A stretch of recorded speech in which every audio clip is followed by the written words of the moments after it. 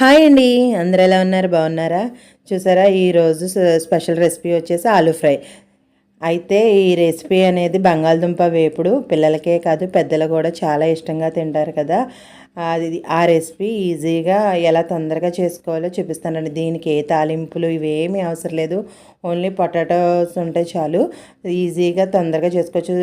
Lunch బాక్స్లో కూడా తొందరగా అవుతుంది. టేస్ట్ కూడా చాలా బాగుంటుంది. క్రిస్పీగా ఉండి బాగుంటుంది. ఒక్కసారి అయితే ఇది చూసేద్దాం, వచ్చేయండి. ముందుగా దీనికోసం నేనైతే బంగాళదుంపలను చెక్కు తీసుకుని చిన్న చిన్నగా కట్ చేసి వాటర్లో నానబెట్టుకుని శుభ్రంగా వాష్ చేసి తర్వాత స్టవ్ ఆన్ చేసి ఆయిల్ అయితే హీట్ చేసుకున్నాను. తర్వాత మనం కట్ చేసి పక్కన పెట్టుకున్న బంగాళదుంప ముక్కలను అయితే ఈ ఆయిల్లో యాడ్ చేయాలి. చూసారా, ఈ విధంగా వేస్తున్నప్పుడు కొద్దిగా చిందుద్ది, జాగ్రత్తగా చూసుకుని వేయండి. తర్వాత మనం గరిటతో అటు ఇటు కదుపుతూ ఉండాలి. బంగాళదుంప ముక్కలను మంటను అనేది మీడియం ఫ్లేమ్లో అడ్జస్ట్ చేసుకోండి. చూసారా, ఈ విధంగా మధ్య మధ్యలో కలుపుతూ ఉండాలి. నేను చెప్పినట్టుగా ఈ విధంగా చేశారంటే కొత్త బంగాళదుంపలైనా కూడా మూకుడికి అంటుకోకుండా చాలా బాగా వస్తాయి. ఒక్కసారి ఈ విధంగా ట్రై చేయండి.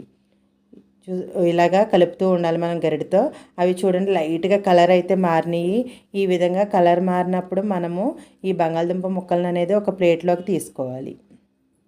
చూడండి, నేను ఏ విధంగా అయితే తీసుకుంటానో ఆ విధంగా ఒక ప్లేట్లోకి అయితే తీసుకోండి. మిగిలిన ఆయిల్ని అయితే సపరేట్ చేసుకుని తర్వాత మళ్ళీ మూకుడు పెట్టుకుని కొంచెం అంటే ఒక 1 టేబుల్ స్పూన్ ఆయిల్ యాడ్ చేసుకోండి. తర్వాత మనం ఫ్రై చేసి పక్కన పెట్టుకున్న బంగాళదుంప ముక్కలను అయితే ఇందులో యాడ్ చేసుకోండి. యాడ్ చేసుకున్న తర్వాత ఇందులో రుచికి సరిపడినంత సాల్ట్ యాడ్ చేయండి. అలాగే కొద్దిగా పసుపు కూడా యాడ్ చేసుకోండి. ఈ సాల్ట్ పసుపు యాడ్ చేసుకున్న తర్వాత మనం గరిటెతో మంటను అనేది మీడియం ఫ్లేమ్లో అడ్జస్ట్ చేసుకుని గరిటెతో అటు ఇటు టర్న్ చేస్తూ కదుపుతూ ఉండాలి. ఈ విధంగా కలపడం వలన మనకి ఈ సాల్ట్ పసుపు అనేది ముక్కలన్నిటికి బాగా పట్టుకునే టేస్ట్ అనేది బాగుంటుంది. మంటను మీడియం ఫ్లేమ్లోనే పెట్టండి. అప్పుడే మనకి ఈ పొటాటో ముక్కలు అనేవి క్రిస్ప్ అనేది ఉంటుంది. పైన క్రిస్పీగా లోపల సాఫ్ట్గా ఉండి చాలా బాగుంటుంది. ఈ విధంగా గరిటెతో అయితే అటు ఇటు కదుపుతూ ఉండాలి. చూడండి, కలర్ అయితే మారుతుంది. ఈ విధంగా కలర్ మారేంత వరకు కూడా మనం మీడియం ఫ్లేమ్లోనే అడ్జస్ట్ చేసుకోవాలి. తర్వాత ఈ విధంగా ఫ్రై అయిన తర్వాత స్టవ్ ఆఫ్ చేసుకొని మనమైతే కారం జల్లుకోవాలి. 1 టేబుల్ స్పూన్ కారం అయితే జల్లుకొని ఈ విధంగా గరిటెతో అటు ఇటు కలుపుకోండి.